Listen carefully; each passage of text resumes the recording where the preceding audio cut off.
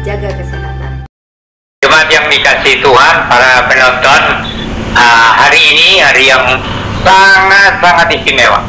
Hari Jumat Agung yang diperingati secara internasional, termasuk juga di Indonesia ini diakui hari wafatnya Isa Al-Masih. Ya, bagi umat Kristen ya Jumat Agung, bahasa Inggrisnya itu Good Friday, ya satu-satunya hari yang dibilang Good Friday. Nah, ini tadi saya katakan ini betul-betul satu hari yang sangat-sangat penting memperingati pengorbanan Tuhan Yesus di kayu salib untuk menebus dosa umat manusia.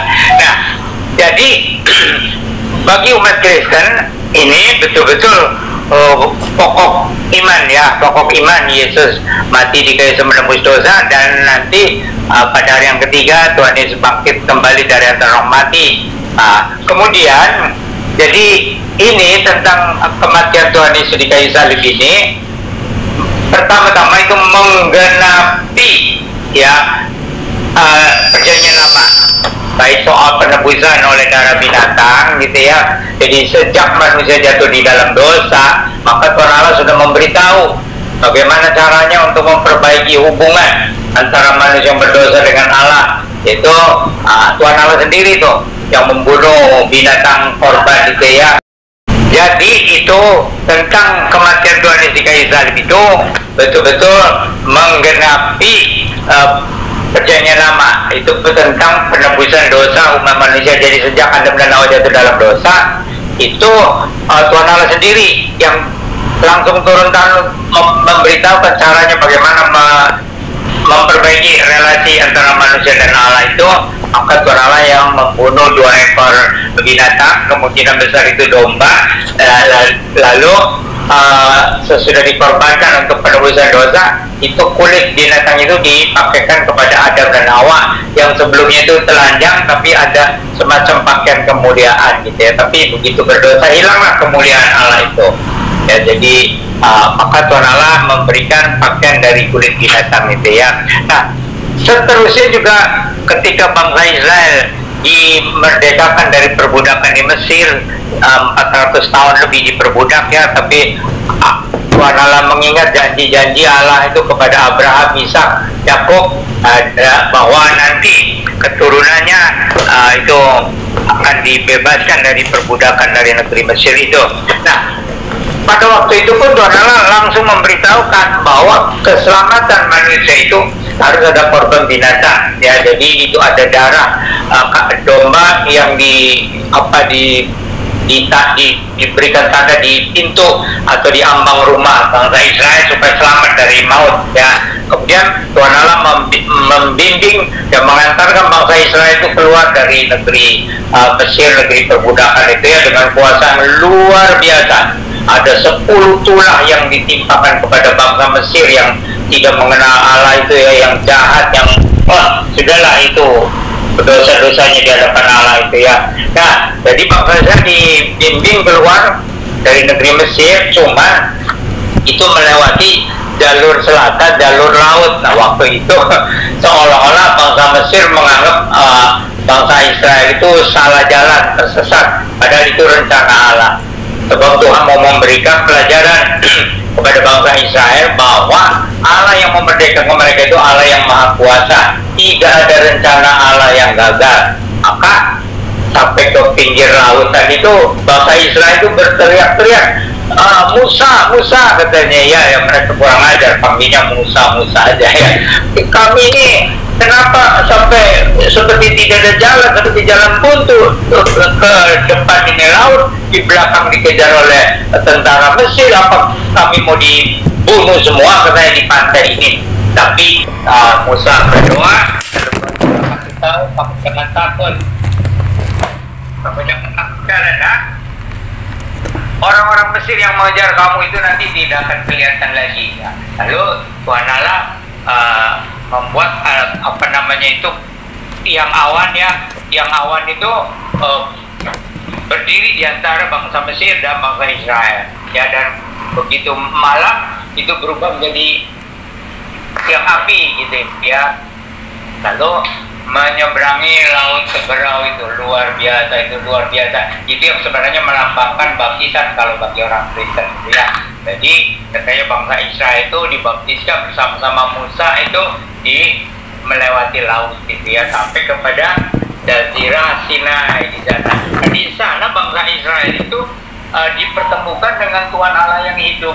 Nah, ini sangat penting ya, karena Tuhan Allah yang hidup itu betul-betul menyatakan dirinya itu di atas bukit Sinai atau Tor Sinai itu ya, atau Gunung Horeb itu, yaitu dengan itu seperti asap ya, kilat yang menyambar, kemudian juga ada seperti api, tapi kemudian ada suara memberikan 10 hukum itu. Nah, itu luar biasa ya, yang dimulai dengan kata, aku ini adalah Yahweh Tuhan Allahmu yang sudah membebaskan kamu dari Mesir tempat perbudakan itu. Jangan ada padaku ilah lain di hadapan hadiratku. Seterusnya 10 hukum. Nah, itu suara langsung Tuhan Allah sendiri. Nah, ini yang membedakan dari agama-agama di dalam dunia ini yang merupakan konsep manusia. Meskipun mereka meyakini bahwa agama mereka juga itu dari Allah ya, dan Allah yang hidup katanya. Tapi kalau bagi bangsa Israel, Allah yang hidup itu bukan katanya-katanya, karena mereka sendiri menyaksikan waktu Tuhan Allah menyampaikan 10 hukum Allah itu ya. Itu luar biasa, betul-betul waduh, mereka gemetar waktu mendengarkan suara Tuhan Allah yang hidup ya, menyampaikan 10 hukum itu. Dan itu kira-kira jumlahnya, kalau laki-lakinya saja tentara itu 600.000 orang. Jadi kalau di jumlah paling sedikit 2 juta bangsa Israel mendengarkan 10 hukum Allah dari Allah yang hidup, Allah yang betul-betul Allah ya, bukan konsep manusia.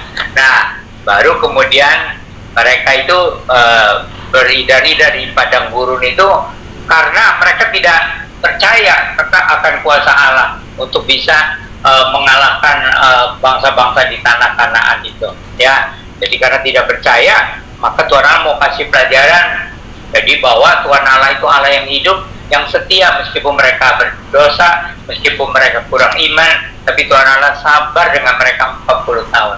Nah, sesudah waktunya, lalu Tuhan Allah memimpin mereka untuk memasuki tanah perjanjian, tanah perjanjian yang sekarang dibilang tanah Palestina, tapi itu sebenarnya dulu disebutnya tanah Kanaan, karena bangsa-bangsa Kanaan gitu ya.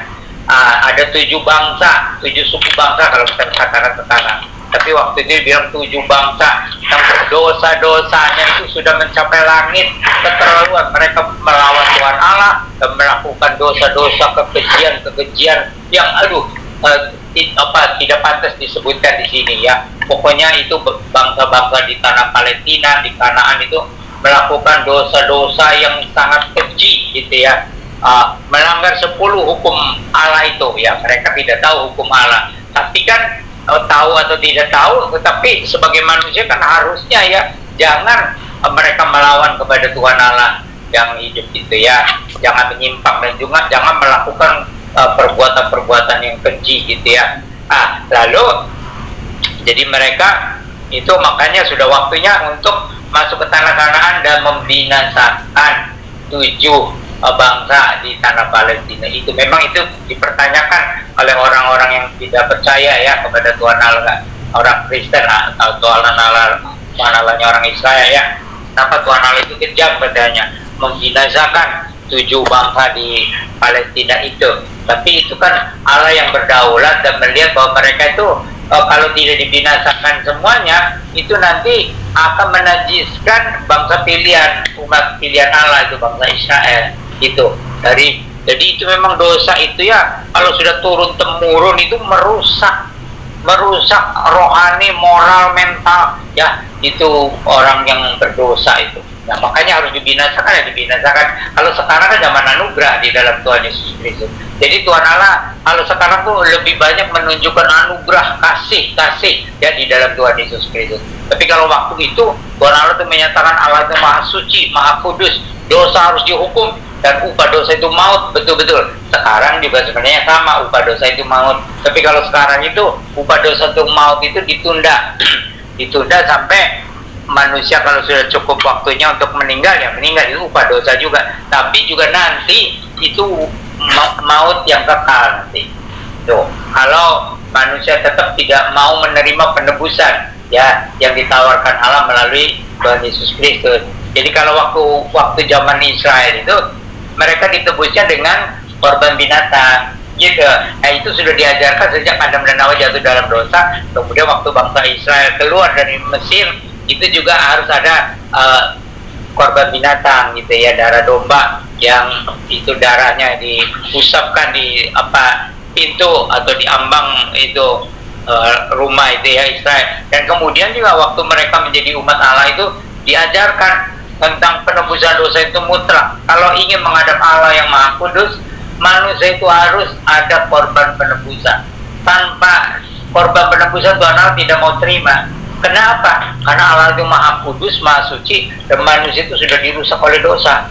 Manusia itu sudah becatlah oleh dosa itu ya. Jadi sudah turun temurun itu ya, baik soal bersatunya dengan berhala ya, atau dengan kuasa kegelapan, atau itu tadi perbuatan-perbuatan yang keji, mulai dari durhaka kepada orang tua, juga soal pembunuhan itu ya, aduh mengerikan deh itu, keganasan manusia terhadap sesamanya gitu ya, atau juga soal perzinahan yaitu seks di luar pernikahan gitu ya, belum lagi soal mencuri atau korupsi gitu ya, atau bersaksi dusta sampai ke pengadilan gitu ya, atau juga suka ada mengingini harta orang lain gitu ya. Nah, bukan soal sekedar pengen, tapi mengingini itu karena sudah seperti gimana gitu ya.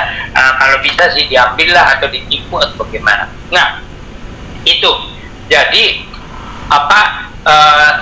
hari Jumat Agung itu memperingati bagaimana Tuhan Allah menebus bangsa Israel. Itu yang pertama ya, dengan korban darah binatang. Nah, kemudian jadi itu harus digenapi karena darah binatang kan tidak mungkin menebus dosa. Itu kan hanya simbol atau itu semacam pengajaran bahwa harus ada penebusan dosa. Tetapi kemudian waktu Tuhan Yesus datang ke dunia ya, itu kan janji Allah dalam perjanjian lama bahwa nanti Tuhan Allah sendiri akan datang menggembalakan umatnya dan akan menjadi korban dosa. Nah, itu kan sulit untuk dimengerti. Bagaimana mungkin Tuhan Allah sendiri yang turun ke dunia untuk menebus dosa? Nah, itu kalau di perjanjian baru dijelaskan, itu firman Allah yang bersama-sama dengan Allah, itu yang firman Allah itu sebenarnya bagian dari diri Allah itu yang menjelma menjadi manusia Yesus Kristus itu. Nah, jadi itu Tuhan Yesus itu waktu mengajar juga itu sudah memberitahukan bahwa aku anak manusia ya, itu istilahnya, gelarnya itu sebagai anak manusia gitu ya, karena dia penjelmaan, akan diserahkan ke tangan orang berdosa, akan dibunuh, tapi pada hari yang ketiga akan bangkit pula dari antara orang mati. Nah, itu Tuhan Yesus lebih dari tiga kali bahwa aku akan diserahkan ke tangan orang berdosa, akan dibunuh, tapi pada hari yang ketiga akan bangkit pula dari antara orang mati. Bukan hanya perkataannya eksplisit ya, tapi murid-murid tidak bisa terima. Bagaimana? Ini kan Mesias yang dijanjikan, ini kan juru selamat yang dijanjikan, ini kan dia raja di atas segala raja, kenapa harus mati? Nah, itu tidak masuk akal, itu tidak masuk logika gitu. Tetapi Tuhan sudah lebih dari 3 kali eksplisit memberitahu. Lalu juga dengan perumpamaan pengajaran, katanya apa kata Tuhan Yesus itu ya? Katanya waktu orang-orang Israel itu minta tanda, apakah engkau itu betul-betul Mesias yang dijanjikan? Lalu Tuhan Yesus kasih tahu hanya satu tanda yang diberikan kepada kamu, itu tanda Nabi Yunus. Karena sebagaimana Nabi Yunus ada di perut ikan selama 3 hari gitu ya. Nah, demikian juga anak manusia akan ada di perut bumi gitu 3 hari. Nah, itu lalu ada lagi, kalau sebiji gandum kata Tuhan Yesus, kalau sebiji gandum itu tidak jatuh ke tanah dan mati katanya ya, dia akan tetap sebiji. Tetapi kalau sebiji gandum itu jatuh ke tanah ya, lalu di sana nanti akan tumbuh menjadi satu pohon ya, yang gandum itu, dan nanti berbuah banyak katanya. Nah, itu menggambarkan bahwa Yesus memang harus mati, tapi supaya ada buah-buahnya banyak ya yang akan diselamatkan. Nah, itu jadi Yesus disalibkan itu keharusan pertama. Kalau tidak, maka berarti perjanjian lama itu batal. Itu kan tidak mungkin firman Allah itu batal ya. Jadi yang tadi korban-korban binatang, juga tentang apa namanya yang bangsa Israel diajari itu ya, bahwa kalau mau menghadap Allah ya harus ada korban. Lalu dari Tuhan Yesus sendiri juga mengatakan bahwa dia harus gitu ya, harus ya menjalani penggenapan ya, menggenapi perjanjian lama itu. Dan juga seperti tadi ya, seperti gandum itu yang harus mengalami kematian supaya bisa berbuah banyak ya.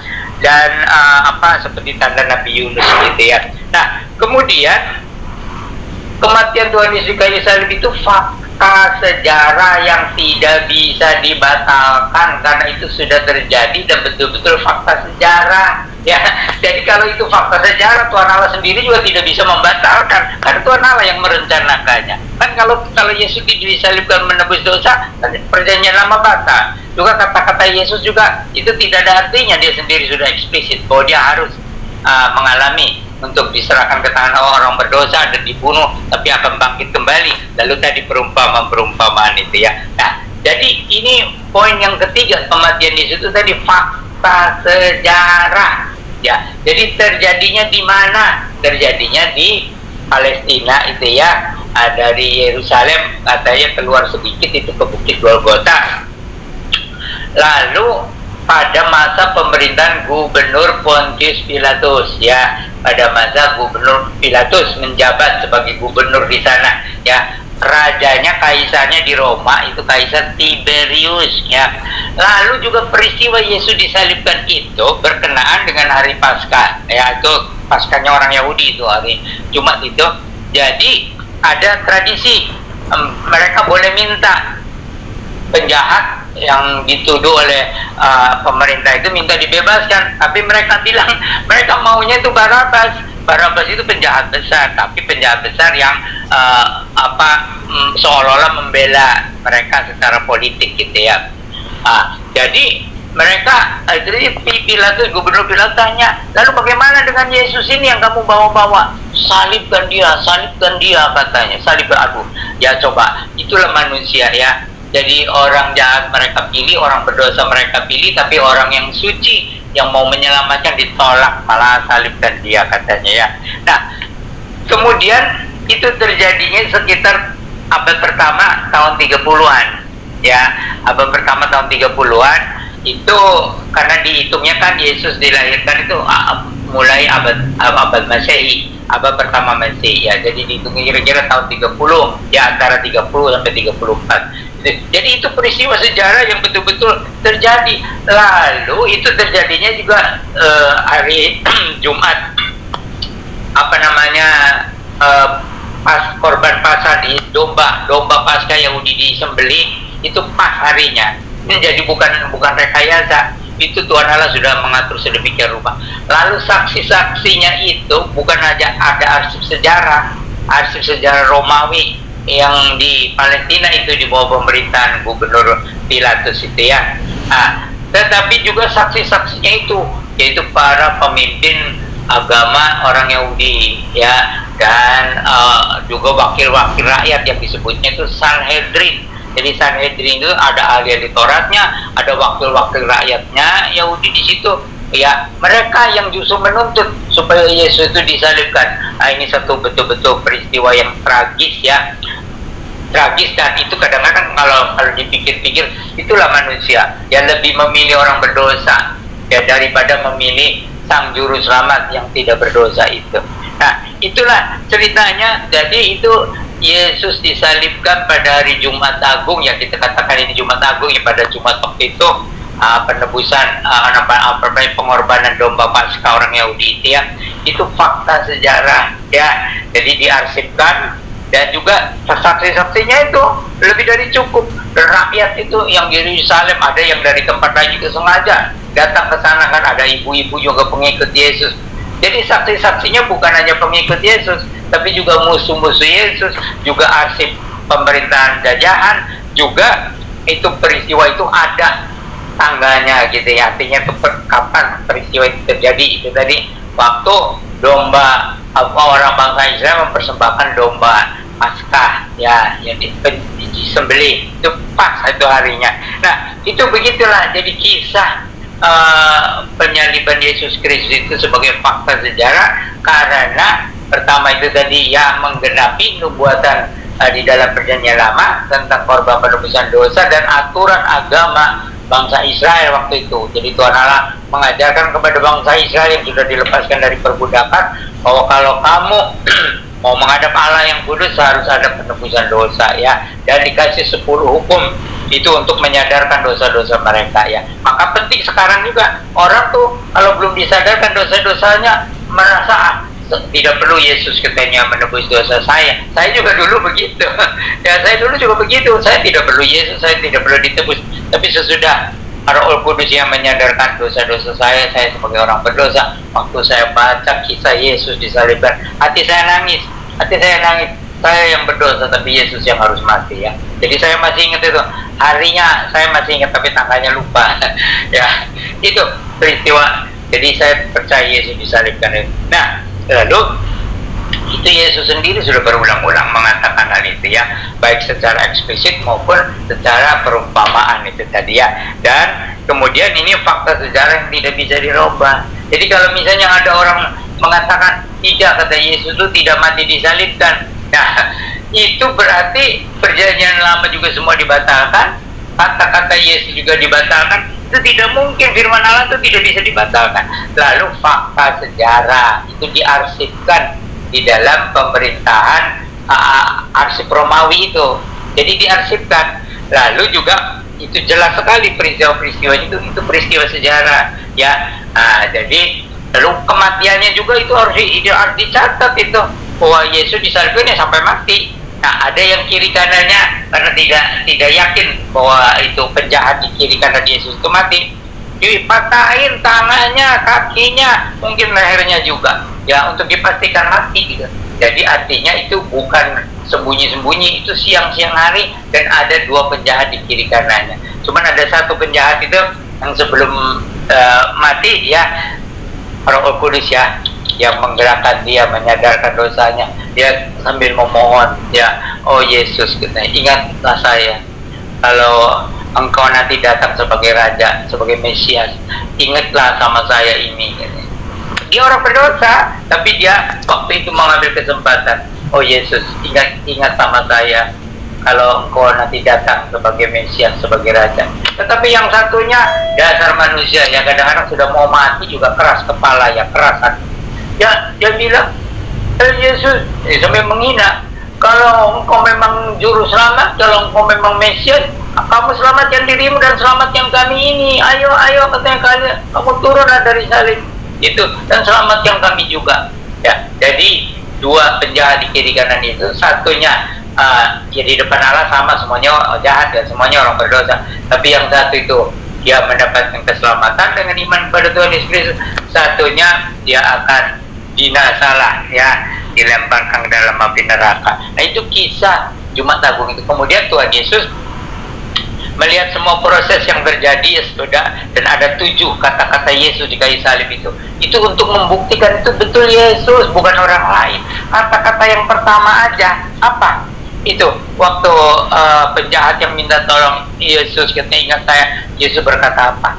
Hari ini juga kamu akan bersama-sama dengan aku ke dalam Firdaus. Itu kata yang pertama ya. Tetapi ada juga kata-kata yang mengatakan, oh Bapa, ampunilah mereka karena mereka tidak tahu apa yang mereka perbuat. Kemungkinan kata ini yang pertama lalu didengar oleh penjahat itu yang bertobat itu ya. Dan ada 7 kata, 7 perkataan Yesus ya.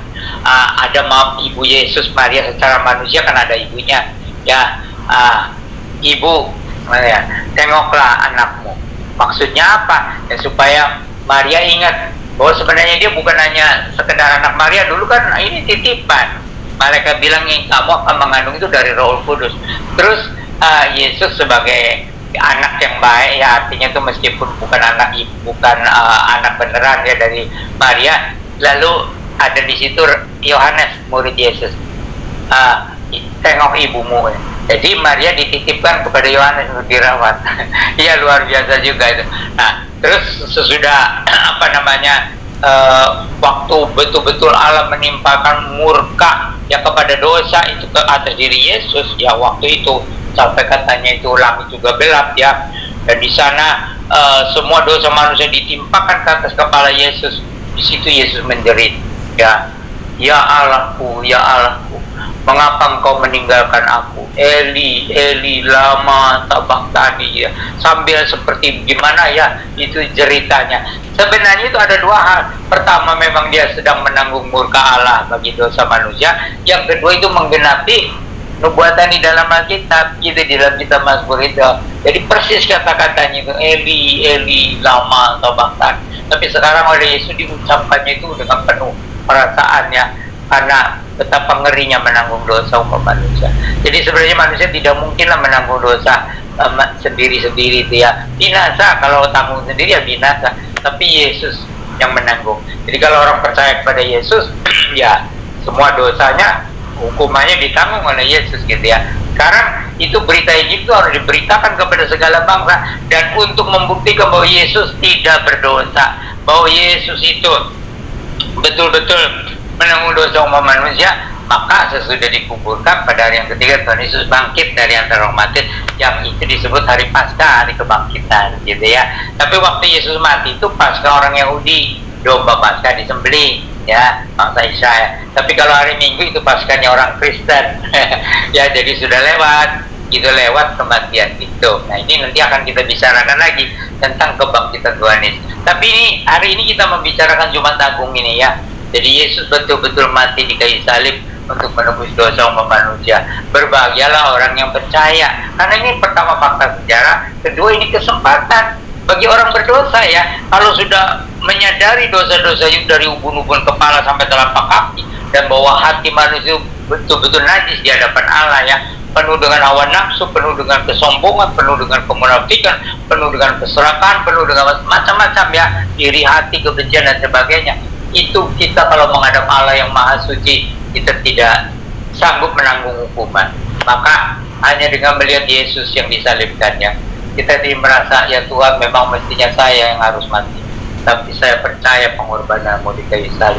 Itu, ini yang harus diberitakan kepada segala bangsa, bahwa ini kabar baik. Allah mau menyelamatkan, Allah mau mengampuni, Allah mau menebus dosa ya. Meskipun secara pikiran manusia seolah-olah tidak mungkin lah, tetapi karena kenyataannya begitu ya, dan sudah diajarkan dalam perjanjian lama juga, maka ini adalah kabar baik. Manusia yang percaya ya, dengan kesadaran hatinya, dengan kesadaran sebagai orang berdosa, jadi selamat yang seperti itu. Jadi dua penjahat di kiri kanan Yesus itu melambangkan umat manusia. Ada yang ambil kesempatan kepada Yesus untuk mendapatkan keselamatan, ada yang sampai mati keras kepala. Ya tahu kan, di dunia ini banyak orang sampai mati tidak mau ikut Yesus. Tidak ada. Saya pernah mengabarkan Injil di rumah sakit, mengabarkan Injil, orang itu sudah parah, kata dokter nggak tahu berapa hari lagi gitu. Saya bilang, Pak, Tuhan Yesus itu disalibkan untuk menebus dosa. Kalau Bapak percaya, Bapak selamat. Marah sama saya, marah. Lalu dia panggil itu perawat, suruh saya diusir. Saya itu dengan tulus hati kasih tahu, Tuhan Allah mau menebus dosamu melalui Yesus pengorbanan kayu salib. Itu dia marah ya. Nah, terus Sabtu berikutnya, saya kan biasa hari Sabtu ke rumah sakit, saya tanya mana Bapak itu. Oh, katanya berapa hari yang lalu sudah meninggal. Itulah manusia. Padahal kan ya agama, memang semua orang punya agama, tapi kan yang menawarkan penebusan dosa, pengampunan dosa yang dijamin ya, itu kan hanya dalam Injil oleh Yesus Kristus. Hanya Yesus yang mau menjamin penebusan dosa, pengampunan, keselamatan yang kekal. Tapi itulah manusia, itu terserah, itu kan manusia disuruh pilih ya. Manusia bebas memilih mau percaya Yesus atau enggak gitu ya, mau nanggung sendiri silahkan gitu kan. Nah ya, saya juga beroleh anugerah Allah. Dulu kan bilang saya pikul sendiri dosa. Waktu itu saya tidak perlu Yesus, tapi kalau Roh Kudus sudah bekerja ya, saya ya nangislah hati saya. Saya orang berdosa, tapi Yesus rela mati untuk kita. Saya percaya, waktu itu saya belum ke gereja, tapi saya sudah memutuskan, inilah yang saya pilih. Saya pengen ke surga juga bersama Yesus. Nah itu ya, Tuhan Yesus memberkati semua penonton, Tuhan memberkati saudara-saudara yang mendengarkan berita Injil kasih Allah dalam pengorbanan Yesus di kayu salib pada hari Jumat Agung. Kita memperingatinya, seluruh dunia mengakui ini hari wafat Isa Al-Masih, Yesus mati ya, disalib untuk menebus dosa umat manusia. Tuhan Yesus memberkati, amin. Om, doa firman Tuhannya tadi awal enggak Om? Ini terakhir enggak doa juga Om? Ya. Gimana? Bisa sambung ya? Gimana Om? Ya nggak apa-apa sih. Bisa disambung nggak? Bisa. Jadi ada yang nanti dihapus sedikit kali ya? Nanti pas ini apa sambungin? Ini doa apa nih Om? Doa firman Tuhan ya? Doa terakhir. Tutup. Oke. Pembukaannya tadi nggak ada Om. Ya, dianggap sudah berdoa sebelumnya. Oke, siap. Oke, Om, doa penutup. Nah, saudara penonton yang dikasihi Tuhan, mari kita berdoa.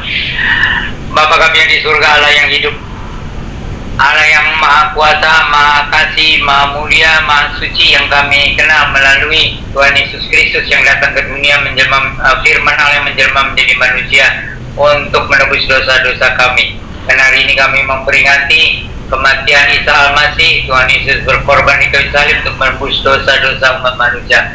Oh Bapa di surga, anugerahkan iman percaya kepada semua yang mendengar berita ini pada hari ini, dalam rekaman ini. Ya Tuhan, semoga banyak jiwa betul-betul dijamah oleh anugerah Tuhan, mengakui sebagai orang berdosa, memerlukan penebusan yang dilakukan oleh pengorbanan Tuhan di kayu salib. Terima kasih Bapa. Berikan kepada kami iman percaya yang teguh menghadapi segala pencobaan, segala ujian, dan supaya kami tetap setia kepada Tuhan Yesus Kristus sampai kami mati meninggal ke dunia ini, sampai kami pulang ke surga bertemu dengan Engkau Bapa di dalam kemuliaan di surga. Kami berdoa bersyukur berserah dalam nama Tuhan Yesus Sang Mesias, Juru Selamat yang dijanjikan bagi segala bangsa. Amin. Terima kasih sudah menonton tayangan kami. Jangan lupa untuk subscribe di channel Alpetra Ministry. Menguatkan iman dan bertumbuh bersama Kristus adalah kerinduan kami. Dengan menayangkan pemahaman dan pengajaran Kristen yang alkitabiah, kami berharap setiap tayangan yang kami tampilkan membuahkan kasih yang nyata di dalam Kristus.